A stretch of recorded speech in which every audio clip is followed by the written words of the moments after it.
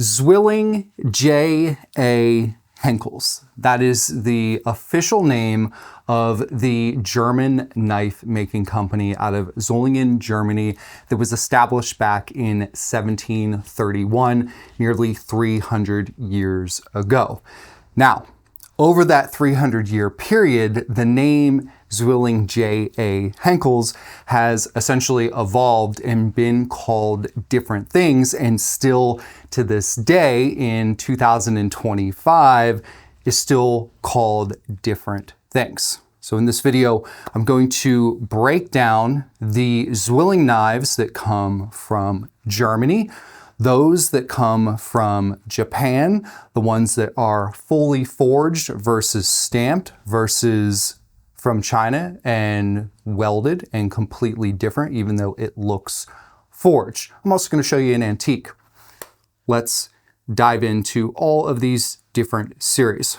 What I will say is this, which is really cool. Zwilling is one of the oldest brands that there are, considering that they were the first not only German knife making company, but one of the first ever companies to establish a trademark back in 1731. So almost 300 years in history is awesome. Came to the United States in 1883, and they essentially crafted and ingrained in our minds, especially those who live in the West, what a chef's knife looks like. It's pretty cool. Okay. The series that are going to be covered today include the Zwilling Professional S. We've got the 4-star, the Pro Traditional, the Gourmet, Kramer, and then we're also going to talk about the Tanrei along with the Henckels. Okay, I'm going to get started with all of the full bolster knives. Getting started, this right here is a 10-inch Zwilling Twinworks, which goes back to what we think to be the 1950s into the early 1960s, considering it has the Zwilling twin logo, so Zwilling means twin, on the handle that's painted, as well as the etching on the blade instead of the pressed stamp. I think that's the time frame. This is essentially what was made back in the 1700s. It's the same type of style with that full bolster, full tang, one-piece construction of a blade. It's just a really cool piece of history that we have here at Cutlery and more. Now, on to the modern take that is still available today of this blade and the ones that go back even further. The first series is essentially the foundation of Zwilling knives. We have a fully forged, meaning that this is one piece of metal from the tip all the way to the butt of the knife throughout the entire handle, including the full bolster, which goes all the way to the edge of the blade. The only metal in here that is separate would be the triple rivets in the palm handle. Palm is a resin-based synthetic material. It's near indestructible. You don't have to worry about it warping with humidity or any type of water absorption. And most of the handles are going to have palm or something similar. So the steel, we have stainless steel coming in at a 57 Rockwell, and that's going to go for most of the Zwilling knives. A 57 Rockwell is that sweet spot between super soft, doesn't really hold an edge, but very durable, all the way up to really high Rockwell Japanese knives, which you'll see some that are relatively high, that may hold an edge longer, but are finer and, believe it or not, more brittle. That 56 to 58, 59 sweet spot allows you to use all of the Zwilling, not necessarily the Kramer, but all the Zwilling knives in any cutting technique possible. Tap and push chop, cross chop, rock chop, mincing, slicing, you name it. These blades will hold an edge to a point that the retention will be good, but they will also hone and sharpen incredibly easily. And with these stainless steel blades, they are ridiculously easy to maintain. Anything that essentially deviates from that is going to be some of the Kramers as well as the Zwilling Tanrei, which we'll save for the end. Okay.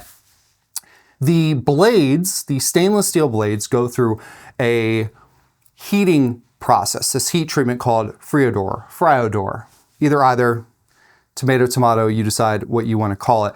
Basically what they do is the knives are forged, they go and they get brought up to a temperature super high, and then they drop them well below zero, and then they bring them up to temperature again. And essentially what that is doing is stabilizing all the alloying elements within the stainless steel, so it makes for an incredibly durable blade construction. Okay, the full bolster Zwilling Professional S, even I get tripped up with some of these names, is the iconic look. If you don't like a full bolster, don't worry, we've got plenty other options. Next up is going to be the Zwilling 4-star. This is a more budget version of the Professional S. As you can see, the handle is a bit different. It does not have the exposed tang. The tang of this handle goes about 2/3 of the way into it, and this has the palm that is injected around it.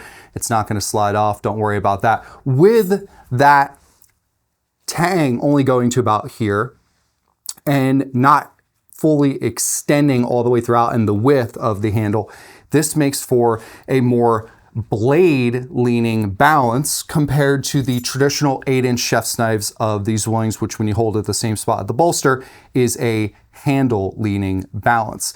The balance of a blade does not represent the quality. It is completely based off of personal preference. So compared to the two, you get the same steel, you're going to get the same full bolster type of feel, but you're going to have a different handle experience and a lighter grip. Okay, so J.A. Zwilling Henckels is the official name, but has been called different things over the 300 years. For example, the old school antique Twinworks here was marketed as J.A. Henckels. In fact, I don't even see Zwilling on here. Nope. Just J.A. Henckels. Today, we call the German-made knives simply Zwilling. This goes by Henckels. Okay, there's no Zwilling. Even the logo only has one person instead of the twin Zwilling like the others have. So these are not made in Germany, and although it does say forged, these are not forged the same way, okay? So these are coming out of China. They are incredibly budget friendly. This entire, I believe, 19-piece block set is something around $250 to $300, whereas a Zwilling chef's knife alone is roughly $200. So this is your budget buy. This is not going to bring you the same steel. It has the same Rockwell, as they say, but it is a completely different world. The part that is forged essentially would be the blade, which is then welded to the handle. And it's still got a palm handle. It's got a, normal German chef's knife style weight. It's sharp right now, but it's not going to hold an edge like the in-house heat treatment that Zwilling does in Germany, as well as their Japan factory. Their budget. Here's the truth. Most people don't need all of this. Most people use 2 knives on a regular basis and then a third and fourth that are specialty, like a larger serrated bread knife or a carving knife, a slice or something like that. But most prep is done with 2 knives. So by the time you invest in this, you might be better off just piecemealing your own kit together. Whether you spend a little bit more, you're going to get a much better knife. If you have a vacation home, a second home, an Airbnb, perfect, because I'm telling you, they'll get destroyed, especially when other people use your knives. So just keep that in mind. Zwilling, Germany. J.A. Henckels, old school name. Henckels, not the OG. Okay, now that that's out of the way. Not too much else to say about this knife. It's a usable chef's knife and it'll do fine, but it's not made the same way as the others. Okay, now what we're gonna do is move on to the Zwilling Pro. I'm gonna get started with this. That is a 10-inch Zwilling Pro. That was my first chef's knife that I ever got for myself. And I love it. So I might have a little special place in my heart for Zwilling knives, specifically the Pro. So at a glance, the biggest difference is all right here. It's right at the bolster. We go from a full bolster, might as well just put this up here for reference. Full bolster, which essentially impedes the heel, the edge right here of the blade, to this flared bolster, which at the pinch grip, in the world of knives as a whole, is probably one of the most comfortable pinch grip experiences. So your thumb fits beautifully into the divot right there, but when you go to the other side, the angle just fits. It's like a glove. When I picked this knife up for the first time, I was just immediately sold, and I love the length and the weight. And when you get into the 10-inch, you have a even balanced experience instead of a handle heavy, which you'll have for the 8-inch. So keep that in mind. Okay, the Zwilling Pro,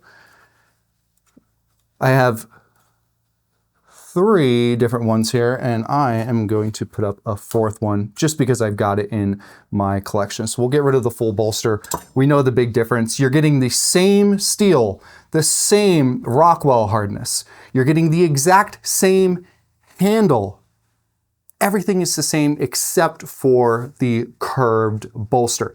And depending on the series of the Zwilling Pro, notice the curvature of the blade at the tip here for these two compared to these two. The tip of the Pro and the Pro LeBlanc is all the way up along the spine, whereas the Zwilling Pro Traditional, I have to bring this back up again, has the same blade profile as the original Professional S series with the full bolster, where the tip itself becomes more centered, leaning with the blade. The Pro, that flow of that curvature, if you're a big fan of the European style rock chop, it is fantastic. It's absolutely fantastic. When it comes to doing any type of tap chop with the tip of the blade, in order to make decent surface contact, you're gonna have a curved area no matter what. But in order to make decent surface contact, you're gonna angle your wrist up quite a bit more compared to the traditional blade where you can have that contact and you're at a lower angle right here. So again, personal preference. Think about how you use a knife. If you like that rock chop and that's your go-to cutting technique, which this steel and this Rockwell can 100% handle all the time without destroying your blade like it can do to some really high Rockwell Japanese knives. So keep that in mind when you're deciding between the Pro chef's knife or the traditional Pro. And then this is the Slim. The Slim is just a smaller profile. It's an inch shorter, and you also get the same traditional blade and just a smaller profile overall. Even if you look at the bolster, the width at the back of the blade is a bit thinner as well. So we go from the Pro S full bolster, the 4-star, the Henckels, all with the full bolster, to these options here, which are going to be your curved bolster. Some refer to it as a demi bolster. Now, I've got one more in the Pro profile, but a different name. This is the Zwilling Spectrum. You're getting the same type of steel. It is sharpened to be a little bit finer of an edge. Same flared or curved full tang demi bolster. This has a end cap, which is stainless steel. And instead of palm, we have a linen micarta handle that has this deep turquoise, bluish ocean green type of color, which is quite nice looking. Triple riveted with the Zwilling twin logo in the center rivet. Micarta is similar to palm in the sense of it's a resin-based material. It's going to last forever. If you ever want to put a little mineral oil on any of these, just kind of bring them back to life, you can. Sometimes it does a little bit, sometimes not, but you'll notice it more with the micarta. This is the newest Zwilling line, the Spectrum series that came out in 2025. There are all of your curved bolsters, and I'm going to show you this too. This is their rocking Santoku that kind of gives off bunka / Honeski Japanese vibes with this K-tip with that curvature is more that rocking aspect to get a nice little rock chop in. This is one of their most popular knives that isn't a chef's knife. Goes on sale a lot too, just so you know. Really cool little blade. Okay, so that covers our Pro, traditional Pro, and the Slim, along with the Spectrum. I'm going to keep them up, as well as the traditional here. And then we've got the 4-star. Now, we're going to shift over to the Gourmet. Now, all of the knives, aside from the Henckels, let's just put this over here, are fully forged, one single piece that's being forged. Okay. This is a stamped knife. So think of a giant sheet of steel, well, sometimes they're smaller, with a cookie cutter hole puncher that takes the shape of the blade, cuts it out, and then it goes into the grinding and sharpening process to get the edge. Still a full tang construction, triple riveted palm handle with no bolster. That is the biggest thing. We've got a full bolster, a demi bolster, or a curved bolster to no bolster. Now, stamped knives are generally a bit thinner than this. With that stamped aspect, it is going to be less time and energy in the production line. This is a budget knife. It's normally, let's just say, around $100. Again, it goes on sale. It's got a pretty even bounce right at the base of the blade. Similar type of steel and Rockwell hardness coming in at 57. For the price and just the overall feel, considering that it does have some weight to it, it's not like other stamped knives that I have that are really thin and super light, which are great. There's a time and a place for them. But for a German knife, you kind of want that full-bodied feel, and that's what you get with the Zwilling Gourmet. I have to say, for the price, I think this is one of the most overlooked and underrated knives that you can get in the world of German cutlery. So that is the Gourmet 4-star, the Professional S, the Pro, and the Spectrum, and of course the Pro Traditional that has the traditional blade shape. So that covers, pretty sure, unless I'm missing something, all of the Zwilling knives that are coming from Germany, except for the one over here, which is the super budget Henckels brand that is coming out of China. Okay, now we're going to transfer over to the by Zwilling Kramer line. Bob Kramer, American bladesmith, partnered up with Zwilling to create a much more affordable line of his knives. Like, his knives go for $10,000, $20,000, $30,000 at auction. These don't cost that. created this line of knives, and these are made out of the Miyabi factory. So Miyabi knives coming out of Seki, Japan, was acquired. It was an existing facility that was acquired by Zwilling. They created the Miyabi sister company, and then out of the same factory, they make the Kramer by Zwilling lineup, as well as the Tanrei, which is what we will wrap up with. This is the Kramer Damascus stainless steel, the Cumulus, which is the same type of knife with a different blade profile. We have the Carbon 2.0, and then we have the Meiji. All of these three are made with a micarta handle, and then we have Pakka wood with the Meiji. The three are all full tang with a stainless steel core for these two with Damascus cladding. These are coming in at a 63 Rockwell, which is significantly harder than anything else that's made out of the German factory. It's an SG2 core. It's a powdered core. So basically what they do is they take all the alloying elements, they grind them into a really fine powder. And with that, you get a very hard steel coming in at that 63 Rockwell. You can see the Damascus cladding. So basically they take the core steel and then they put the Damascus cladding onto each side of it. Full tang, triple riveted, full tang, triple riveted, just a different blade profile. This is made with American 52-100 high carbon steel. So this is a fully high carbon steel blade. And if you look at them, let's see at that angle, there you go. That is called a patina. That's forced. Believe it or not, I did that with mustard.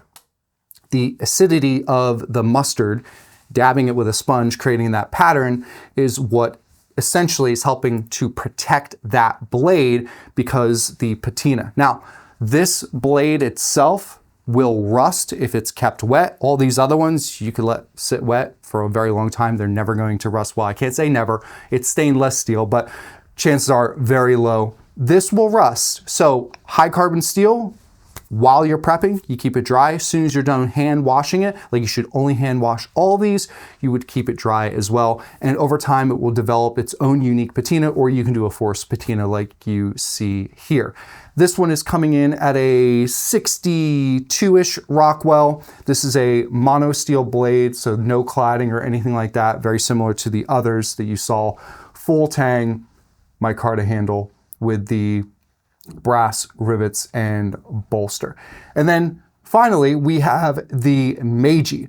This is made with the same FC61 stainless steel that's used for a lot of the Miyabi knives. That's my Miyabi knife section. That's why I'm looking over there. This is coming in at a 61 Rockwell, and this has 100 layers of Damascus cladding going into a stainless steel bolster with a D-shaped, you can see the handle here, D-shaped, not quite traditional Japanese. It's kind of a hybrid because it has the bolster, but this is a two-tone Pakka wood handle, and the tang extends quite a bit through here. So this is a pretty balanced blade compared to most traditional Japanese knives would be blade heavy. So that would be the Kramer by Zwilling lineup that is coming out of the Japan factory. It's nice wood saya that we have here at cutlerymore.com that fits the full-size Kramer chef's knives, US made, embedded magnets, so it's not gonna fall out. Okay, finally, the last series to cover. This is the Zwilling Tanrei. This is an exclusive series that we created with Zwilling that we have at cutlerymore.com. Very similar to the Kramer Damascus. Instead of an SG2 stainless steel core, this is Zwilling's proprietary version of that, which is FC63 stainless steel, coming in at that same 63 Rockwell. We have a deep etched stainless steel Damascus cladding, and notice the bolster. if I were to pull up the Zwilling Pro, this has a very similar bolster design with that curved, flared demi bolster. What I will say about the Tanrei compared to the traditional Zwilling is you get a bit thinner of a handle and thinner bolster. So these are essentially a hybrid of German, Japanese. We've got more of the Japanese blade and blade profiles with that more full-bodied German style handle. This is also micarta, triple riveted, full tang construction. And the set least that I have here, we have the gyuto, or the chef's knife, santoku, serrated bread knife, and the prep knife. This prep utility is great because of the heel that it has. You can get into a nice tap chop with this without cramming your knuckles into the board. Really cool. Again, this is an exclusive series that we have at cutleryandmore.com that we created with Zwilling. Whew. Okay, I think that about does it. You just saw the German-made Zwilling knives, the, not from Germany, Henckels, the Kramer made in Japan, which is the same factory as Miyabi, as well as the Japanese-made Zwilling Tanrei. Key takeaways with this.